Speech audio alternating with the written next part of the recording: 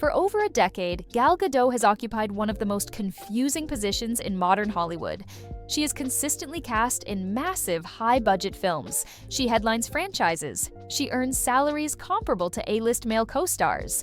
And yet, every time a new project releases, the same question resurfaces across social media, film Twitter, and YouTube comment sections. Is Gal Gadot actually a good actress? This question didn't emerge from a single underwhelming scene or a poorly received film. It has followed Gal Gadot for years, resurfacing with nearly every new release across genres: superhero blockbusters, glossy action thrillers, ensemble mysteries, and even animated features. What sustains the debate isn't simple dislike or nitpicking. It's a growing sense of confusion. Audiences aren't just criticizing what they're seeing on screen, they're trying to reconcile it with the scale of the investment behind it. Hollywood rarely commits hundreds of millions of dollars, franchise after franchise, without a compelling reason. When that logic doesn't feel obvious to viewers, the conversation shifts from opinion to inquiry. If the performances consistently provoke questions rather than conviction, then the real mystery isn't whether the criticism is fair, but why the industry keeps doubling down anyway. The Snow White effect. The latest Snow White adaptation didn't just revive debate, it crystallized it. Instead of centering on the film's visuals, direction, or script, much of the conversation fixated on Gal Gadot's performance as the evil queen. Critics repeatedly described the portrayal as stiff, exaggerated in the wrong places, or oddly vacant where authority and menace were required.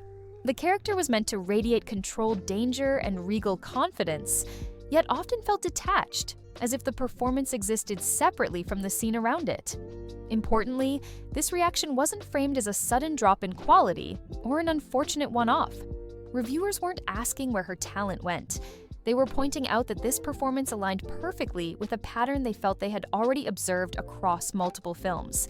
That framing matters because it shifts the criticism from disappointment to recognition, suggesting continuity rather than decline. When the role hid the limitations. The irony is that Gal Gadot's most beloved role, Wonder Woman, is also the role that best concealed her weaknesses. In the first Wonder Woman film, Diana is written as an outsider. She's unfamiliar with human customs, emotionally restrained, and socially awkward. Her stiffness and unusual line delivery weren't bugs, they were features. At the time, many viewers interpreted her performance as intentional, an immortal warrior learning empathy in a chaotic human world. But hindsight has changed the reading. When similar emotional flatness appears in every subsequent role, regardless of character background, it stops feeling like a choice and starts feeling like a limitation. Scenes meant to convey grief, urgency, or rage often rely on volume rather than depth. The words are there, the volume is there, but the internal emotion, the thing that lives behind the eyes, often isn't. Acting across from better actors exposes the gap. One of the most consistent issues in Gadot's filmography is contrast. When she shares scenes with strong performers, Pedro Pascal, Chris Pine, Ben Affleck, Kenneth Branagh, the gap becomes more noticeable. These actors bring micro-expressions, vocal variation, and emotional rhythm. Gadot often responds with a single facial mode and a line reading that feels memorized rather than felt. This isn't about accent or English fluency.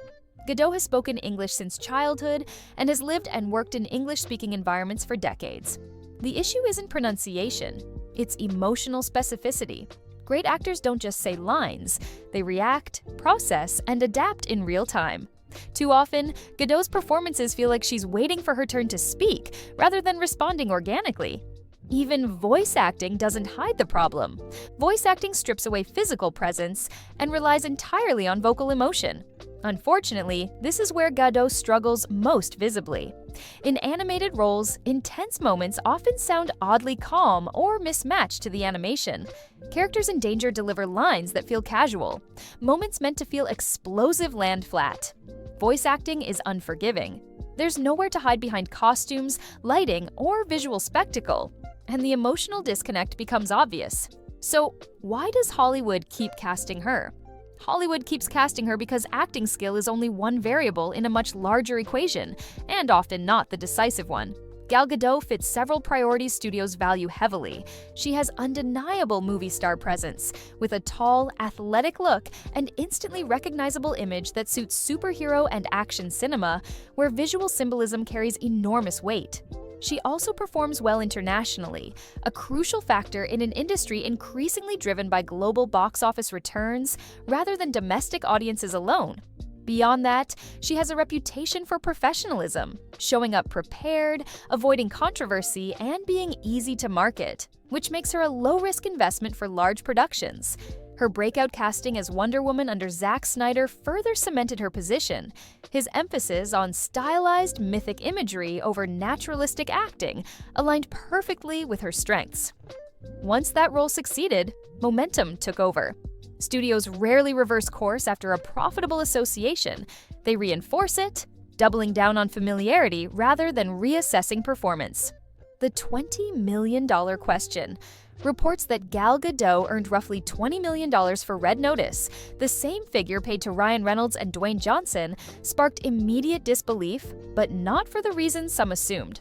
This wasn't a debate about gender pay equity. Most audiences fully support leading actresses earning the same as their male counterparts when their box office poll justifies it.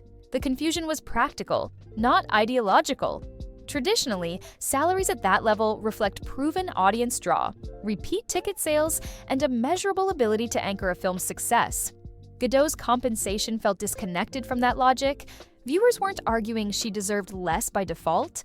They were questioning what exactly justified that valuation.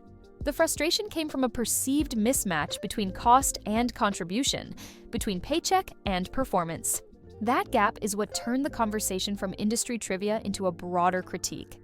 Is she the worst actress in Hollywood? No, and that distinction matters. Hollywood has produced far worse performances than anything Gal Gadot has delivered. The difference is structural, not qualitative. Actors who are genuinely disastrous rarely receive second chances, let alone repeated leading roles in blockbuster franchises.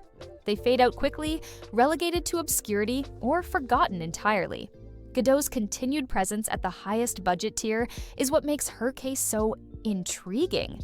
She occupies an unusual middle ground, competent enough to function on screen, charismatic enough to sell an image, yet persistently limited in emotional depth. Her performances don't collapse a scene, but they rarely elevate one either. She isn't catastrophically bad, she's predictably flat.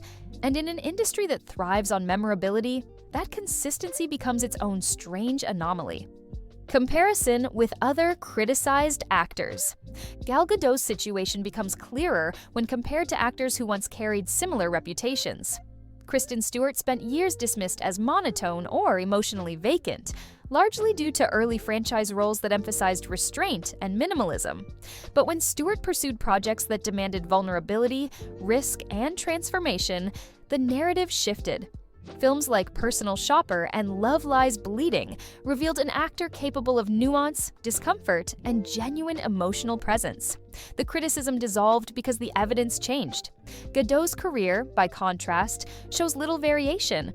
Across genres, directors, and production scales, the performances remain strikingly consistent. The delivery doesn't deepen, the emotional range doesn't expand. The ceiling stays fixed. That stagnation, not a single bad role, is what sustains the criticism. The industry reality nobody likes to admit. Hollywood does not reward talent in a vacuum. It rewards marketability, timing, visual impact, and brand reliability. Acting excellence is valuable, but it is not always essential. Gal Gadot exemplifies how far alignment with industry priorities can carry a career, even when artistic growth plateaus. She fits the image studios want to sell: globally appealing, visually iconic, and safe. That doesn't make her a villain or a fraud. It makes her a product of the system as it actually operates, not as audiences wish it did. Her career isn't a failure of ethics or effort. It's a case study in how optics can outweigh craft, and how momentum can replace reassessment once a profitable formula is established. Whether you agree or completely disagree, one thing is clear: this debate isn't going away anytime soon. Hollywood keeps betting on image, momentum, and familiarity, and audiences keep asking questions. If you enjoy breaking down pop culture without the hype, like and subscribe.